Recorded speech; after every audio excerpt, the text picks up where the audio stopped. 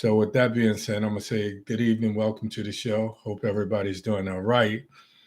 I want to thank you guys for spending your Thursday nights with me. As always, I'm truly humbled.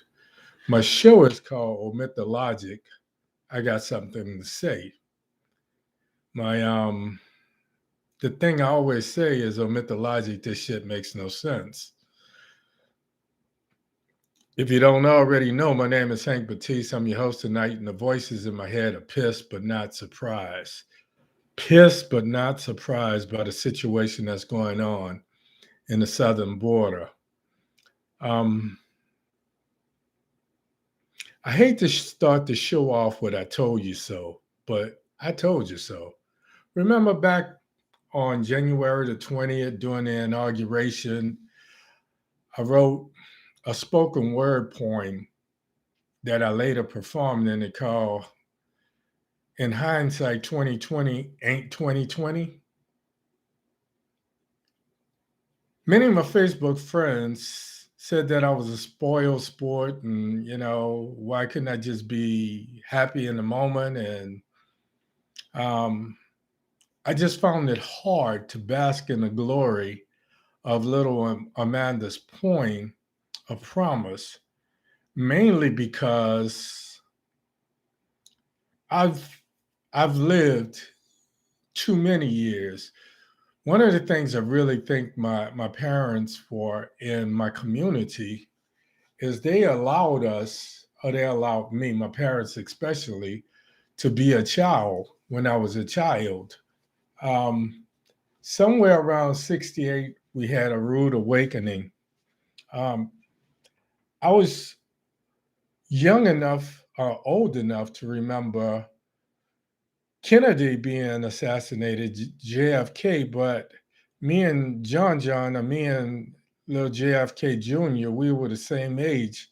So I was more enthused by this little fellow saluting his dad's coffin than I was anything else. But it didn't hit me as hard as in 1968 when King was assassinated. And it was what I call the end of my naivety. It was the end of I don't know, the end of promise really from my parents, because I think they purposely shielded us away from a lot of what was going on in the country so that we could have a childhood free of adult like problems. And I think that's the thing that's missing with children today. Um, Not only are they having their credit ruined by the time that they're 7, but they know everything that's going on in the household when the parents can't pay bills, or when the uh, you know parents are going through this, that, or the other. They hear one parent defiling and talking about the other parent, and I just didn't grow up that way. So I truly think and appreciate my parents and my community for allowing us to be a kid. In 68, after King got killed, it started the Black Power movement. And people were saying things like, the revolution will not be televised. Lo and behold, it really was. But we lived in a mixed neighborhood. And when the Black Power movement started, everybody kind of went to their tribe. The Italians started hanging with Italians. The Jews started hanging with Jews. Blacks started hanging with blacks, and all of this. So we saw this happening, and from that point on, my mom allowed us to see what was happening. I remember her. I was watching Ironside, and I know I've told this story before, but I'm getting old now, so sometimes I tell the same story. Shut up, you. Um, I remember I was watching Ironside, and Walter Cronkite came in with this special report, and he said Dr. Martin Luther King has just been assassinated. And I heard my mom sit back on a chair. She just dropped onto the chair. And then I heard this whimper. 5 minutes before that, my mom was fussing at me about sitting too close to the TV. And boy, if I have to tell you back up one more time, I'm going to cut that darn TV off. You're going to be blind. And 5 minutes later, she's sitting back in a chair, and I heard the whimper, and I turned around, and I saw the tears rolling down her face. And then she mumbled, "Lord, what we gonna do now?" Being about 8 years old and not remember seeing my mom cry before, I thought he was related to us. So from the 4th of April through the 8th of April, we got a chance to watch TV and the legacy and what have you. And when I saw some of the things that was going on, I thought it was a foreign country. But I bring all of that up because on January the 20th, I could not bask in the glory of little Amanda. I was impressed. I was utterly impressed and proud as a Black man to see someone reminiscent of my child or my grandchild standing up there. Um, what a little diminutive statue with these big words and this all of this huge promise, but I just couldn't enjoy it. I couldn't enjoy it because I've seen America renege too many times. After April the 4th, I got to see racism up close and personal. You know, I can remember marching in Gladiators Parade in St. Bernard Parish. And in 1975, 1976, they were saying shit like nigga, Roos, Kunta Kinte, and this kind of thing. So I was just, it was a rude awakening. And I came out of this cocoon that I called my neighborhood. And then I was punished when I went in the Marine Corps because I was too smart. I didn't fit into this cast of what they thought a brother from the Ninth Ward or from the ghetto or from, you know, a big city should be like. I didn't fit the stereotype. So I couldn't bask in the glory because I saw what I knew what would happen. Not all white people, but those white people that are afraid, they're very opportunistic with their fear. So I knew that there would be some retaliation. No less than 5 people from Facebook and probably 5 to 7 other people outside of Facebook called me this week asking me if I saw the images of the guy chasing down the Haitians. And um, when I saw the images, I got angry. I got angry at myself for not being angrier. America is getting darker because the world is a melting pot. To add to the mix, more people are dating, marrying, and having children that are multiracial. I don't say outside of their race because how do we define what a race is? We consider ourselves this, that, or the other. But tonight we're just going to skim the top of racism, this thing we call racism. We're not just going to focus on black and white and that type of racism or that type of prejudice. We're going to talk about black on black. We're going to talk about male on female. We're going to talk black on brown and so on and so on. Tonight's show is called Racism and Hate, as American as baseball and apple pie. I'm Hank Batiste. Let's omit the logic. This shit makes no sense. I got something to say. Let's do this. This shit makes no sense. This shit makes no sense. When I think about racism, I see all the classic images of Black people being mistreated, and I think of the blue veins and light skinned Creoles and dark skinned Creoles, and I see the double standards of white people tearing up the U.S. Capitol. And I compared that to when the Black Lives Matter just peacefully protested, and there was this huge show of force. The vision that I see is 20,000 people or more being whipped into a frenzy by the despicable, delusional one they call the president because they did not like the outcome of the election. I couldn't even bring myself to say, fuck out of here. Do you know how many times Black folks have been disappointed by the outcome of the election? When I think about how many times urban areas of densely populated Black areas is redistricted, they redraw the district lines to dilute our ability to even elect someone who might try to create a better world for us or any type of change in our community. When I think of this, I can't even say. I can't fix my mouth to say fuck out of here.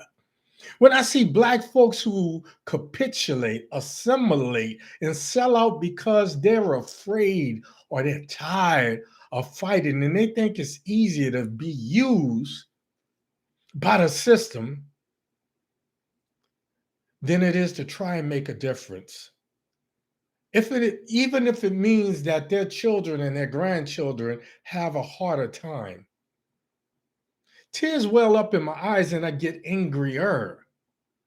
I'm angry not because I'm crying not because I'm crying because I'm so mad that I don't have anything else to do with that anger. I keep hearing James Brown say, I would rather die on my feet than to live on my knees. When I see these people doing what they're doing because they want so badly to be accepted that they're willing to give up their own identity and culture. And I say, racism is a mofo. If it can beat somebody down, that makes them do that. Question. I asked this question last week and I'm going to ask it again because Cory Booker just said that the George Floyd bill, and they changed the name of the bill, by the way, was dead in the water. Last week I told you, I said the George Floyd bill is dead in a proverbial congressional stalemate waters. Was it prophetic? No. It was what I knew on January the 20th. Because remember, we had all of these protests last week, and we had all of this momentum. So much so that Nancy Pelosi took a knee with kente cloth around her neck. And it pissed me off because I didn't feel it like it was sincere.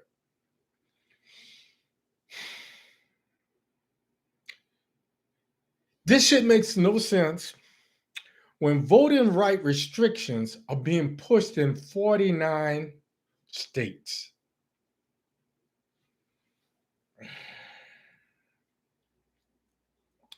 Racism. You remember FUBU jeans for us by us? See, the other side of racism is self-hate. So racism becomes something that's for us by us. And we do it to each other. When I look at the assimilation and the subliminal messages in advertising, I see Black women with white husbands and these little multiracial kids, and I laugh. It doesn't make me angry. Truth be told, it really does not. You see, I'm not prejudiced in the classical sense. I believe that you love whoever you love because they make you happy. If you start loving somebody because you dislike yourself and you feel like loving them is going to somehow make you feel better about who you are, then I feel more sadness for you than I feel anger. But that's the racism that I hate.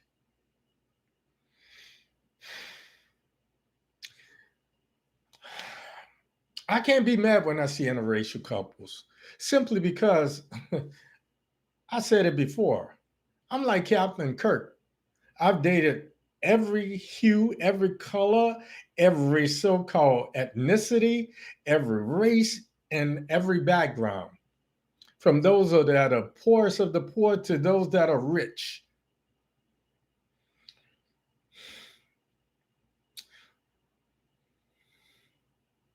One would think, with so many multicultural children being born, that racism would somehow be on a decline and somehow it would be a thing of the past. Now, I was about 23 years old. 23, yeah, I say 23, maybe 24, but I think I was 23. And I met this Norwegian girl in New Orleans working as a nanny, Angelica Berg. And she and I started dating. And I care so much about her that I decided I would take her to meet my mom. Not because I was contemplating marriage or anything, it's just people that I care about. I want them to meet my mom. I want them to know where I come from. I want them to know who made me who I am. And when I brought the young lady, she had this natural blonde hair, these ice cold blue eyes, and she had a figure to die for. And I think I fell for her because I used to go to this club and she used to watch me dance. There used to be this interracial or whatever club across the river on the west bank of from New Orleans called Bentley's. And I used to go up in there because it was across the street from where I worked. And this girl used to watch me. She used to watch me dance. I've always been a dancer. So when I went to a club, I didn't go to get drunk. I didn't go, that wasn't my idea of partying. My idea of having a good time was to dance my feet off with as many women as I could. And if I met somebody, then let it, the chips fall my way. Lay. I mean, let the chips fall where it may. Freudian slip. But when I brought this young lady by my mom's house, my mom looked at her and she said, "She's a beautiful young lady." She says, "But do you understand? You have what the white man treasures most, his queen." And I'm like, "Mom, it ain't like that no more. Times have changed."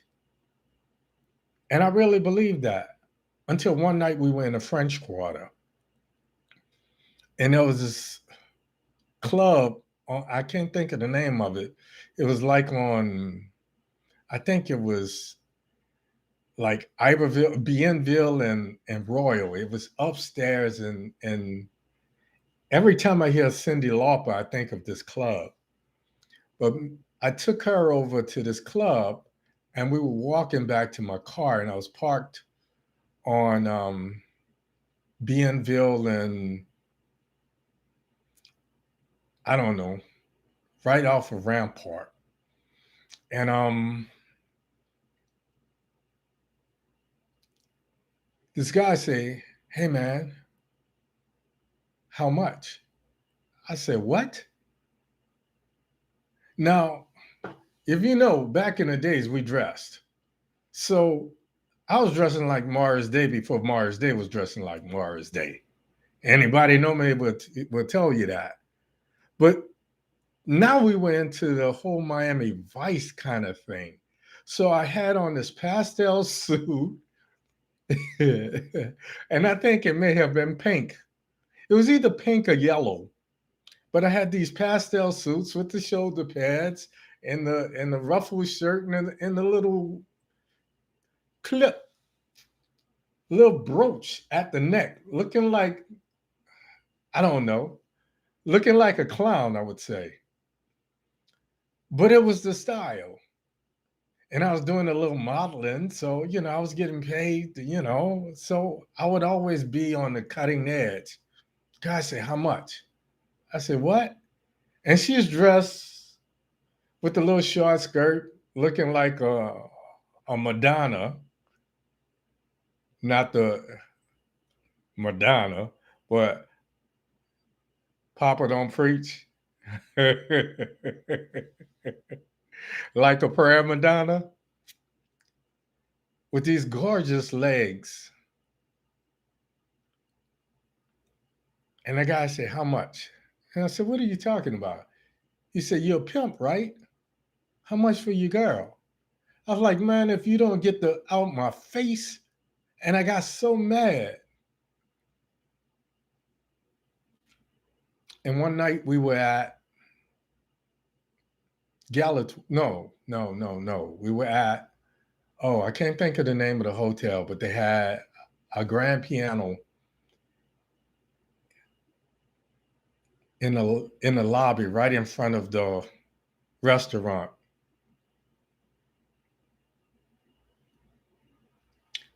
And I tried to impress her with the one or two songs that I could kind of play on piano. And this girl sit down and she started playing all of this. I mean, she played everything from jazz to classical. And I'm like, where'd you learn to do that? She said, well, first of all, jazz is big in Europe. And I was like, wow.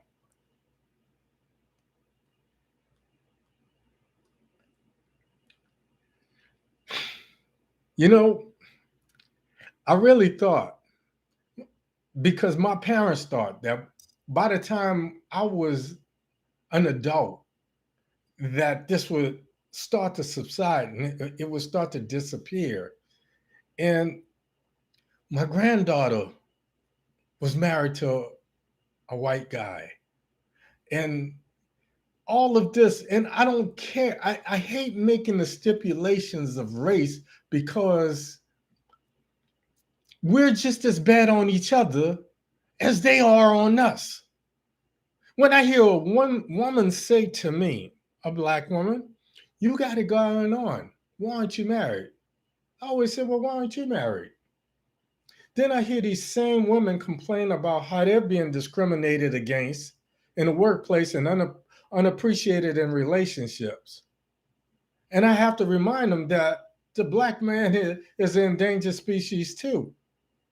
I shake my head because at least, and I hate to say this, but I'm going to say it.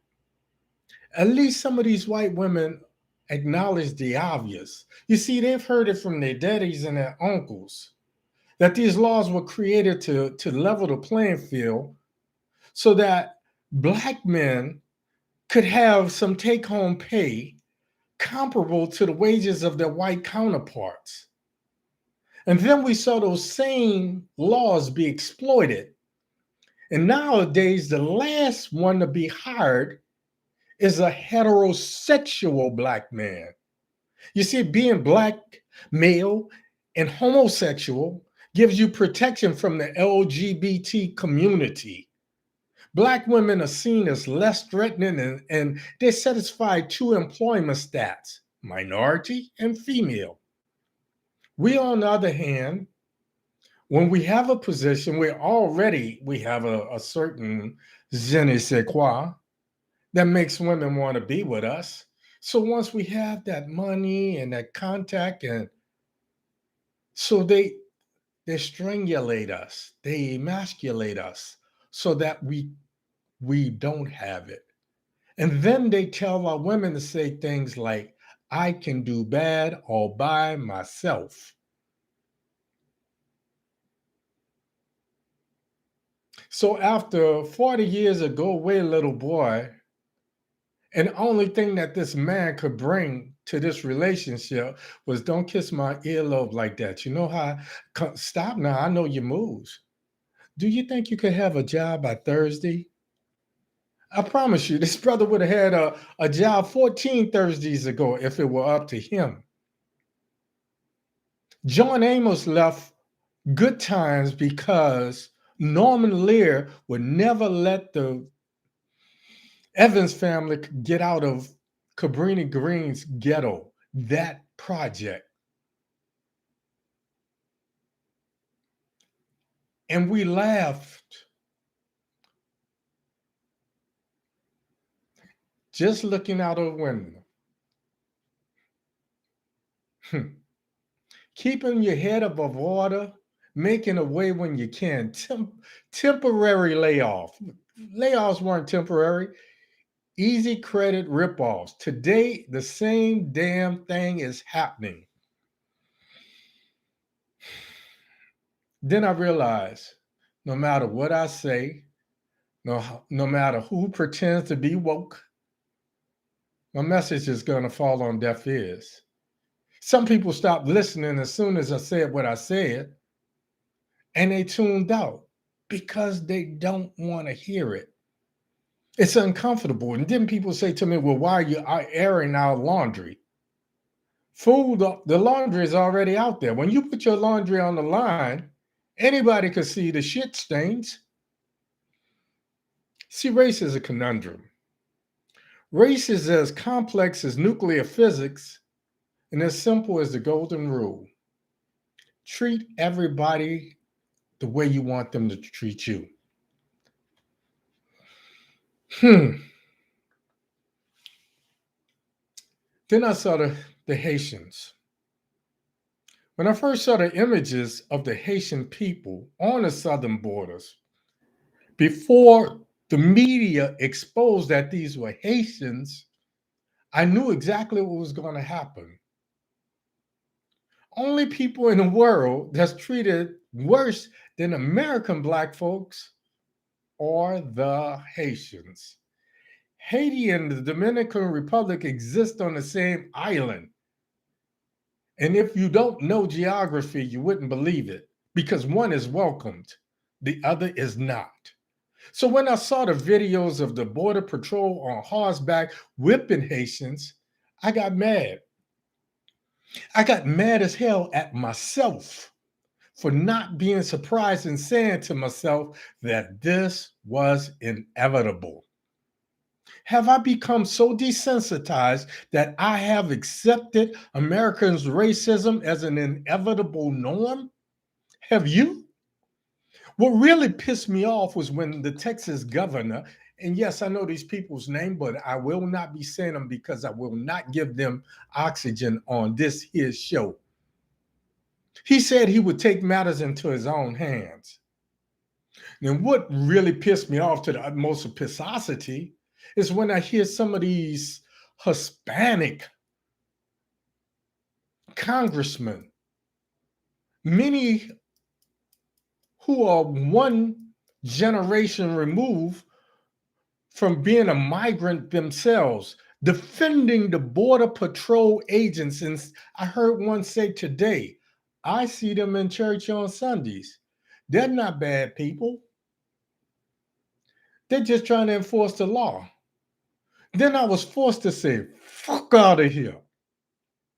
See, when the Mideasterners, whether they're Iraqi, Irani, or Afghani, or what have you, when they come to America, they assimilate white.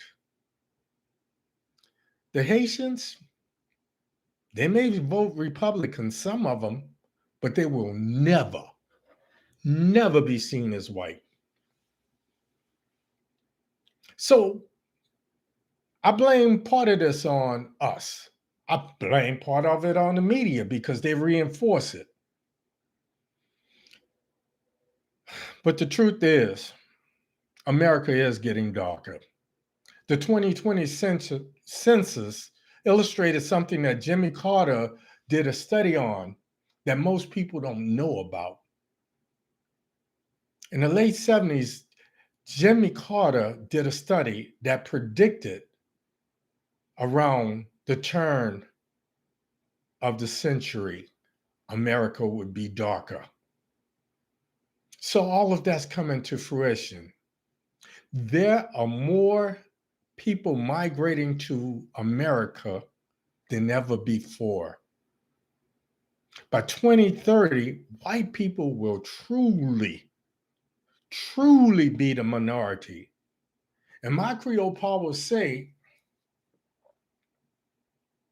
that they're going to do everything that they can to remain in power. So what we're going to see in America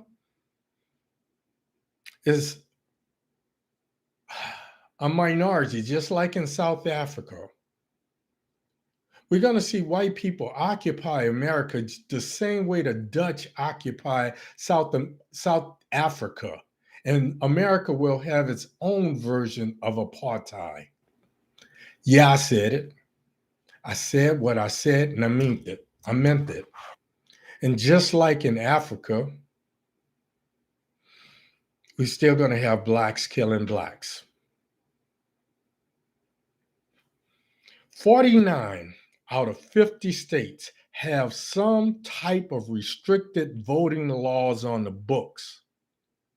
As of January 2021, 23 states in the US have Democratic governors, which pretty much means that they're blue states.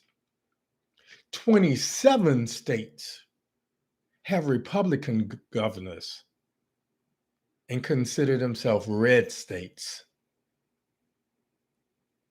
Let me say that one more time.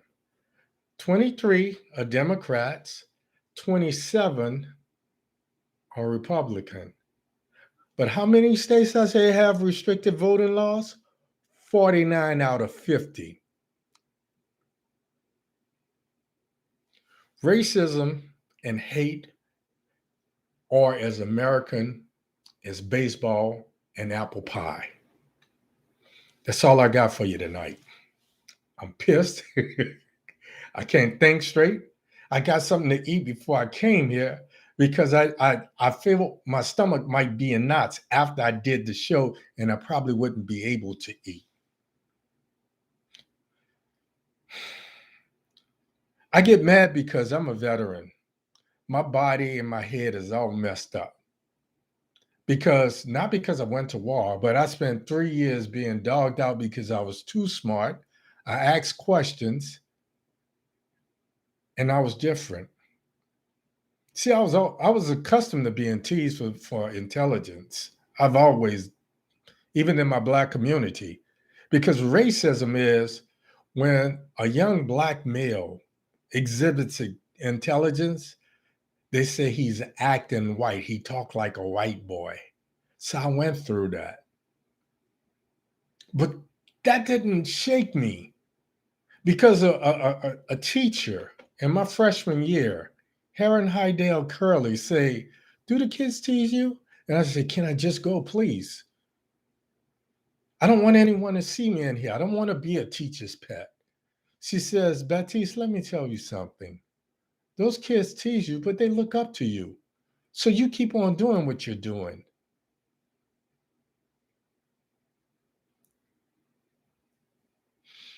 Racism is American as baseball and apple pie. You heard me say it a million times. I'm going to say it one more again.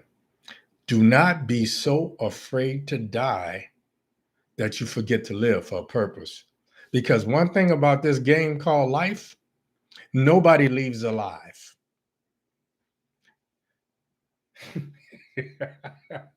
That's all I got for you. It's always important to wish you love, I wish you peace. Like your man, Royal Crown and Bergamot hair grease. I'm out of here. Peace.